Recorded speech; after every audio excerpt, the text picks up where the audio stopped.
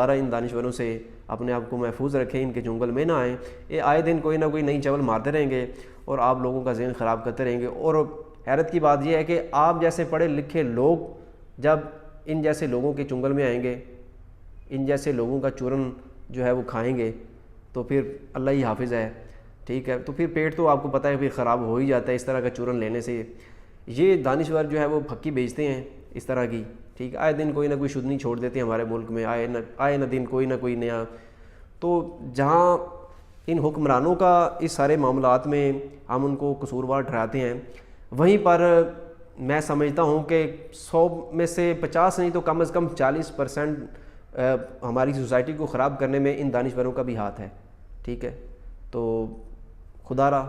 ان سے تھوڑا سا دور رہیں، اپنے مشن کے اوپر جو ہے وہ فوکس کریں، کتابیں پڑھیں، لکھیں، جو بھی آپ کا مشن ہے۔ اسی اپنے پن کے ساتھ اپنے میزبان